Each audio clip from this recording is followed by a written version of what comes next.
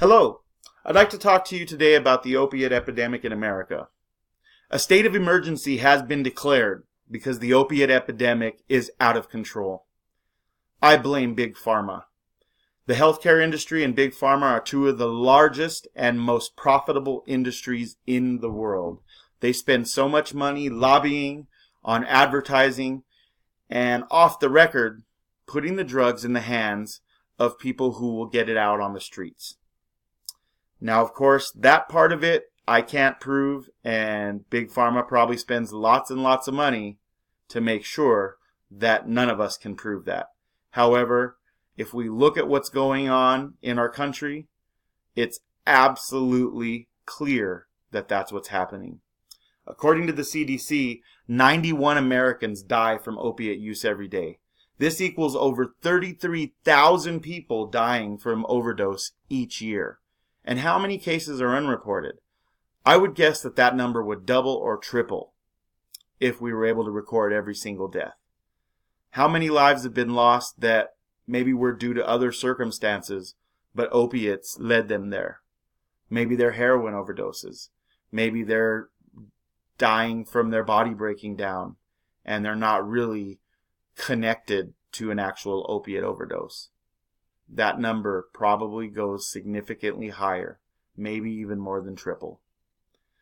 The solution is more regulation. Now, regulation has been increased over the years. However, Big Pharma, healthcare providers are not held accountable enough, in my opinion.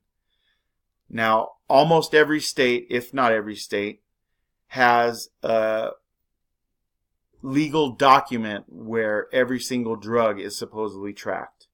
But how many of those drugs are not on those sheets? How many of those drugs are unaccounted for, or maybe stamped and sold as something else so that they can be distributed elsewhere?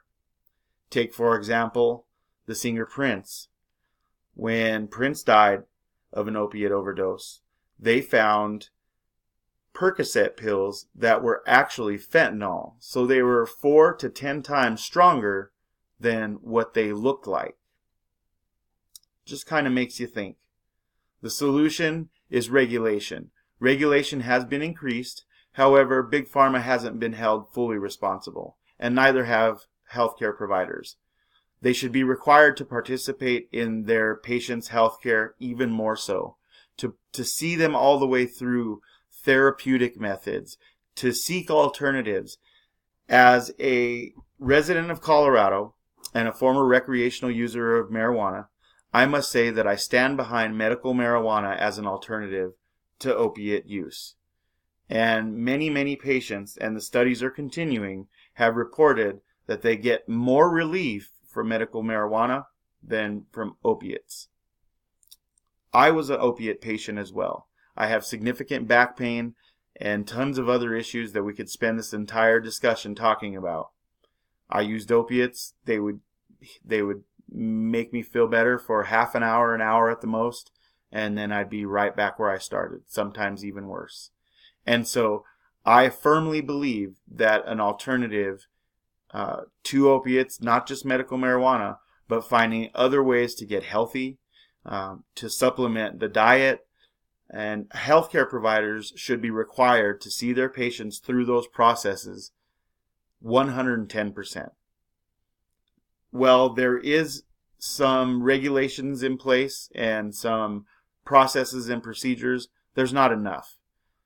Healthcare providers aren't held accountable enough so that they see that through, they report it back, and they don't have to truly care about the end result. More and more often you see healthcare providers billing big insurance companies, rushing their patients through, and collecting hundreds of thousands of millions of dollars all across the world by shoveling patients through and seeing them through like sheep. If they were able to and required to participate in their patients' lives a little bit more, I think we would see the number of opiate overdose deaths decrease significantly. So I would challenge you to participate in awareness, to know more, to research the facts, to look for signs in the people that you love, signs of financial difficulties or unexplained spending. If your friends or family are giving up hobbies or socialize or not socializing with the people that they used to socialize with, their whole ring of friends have changed. Maybe they're not caring for their personal hygiene. Maybe they're experiencing tons of legal issues. The signs are there. We just have to look for them. And a lot of people are really good at hiding them. So ask questions. The worst possible scenario, if you're wrong, they're mad at you for a while. But if you're right, you could save their lives. And wouldn't that be worth it to you? To me, it would. And I absolutely challenge you to make sure that you're involved with your kids and their lives, that you're asking questions, that you're following through, and that you make sure that your healthcare providers are accountable as well.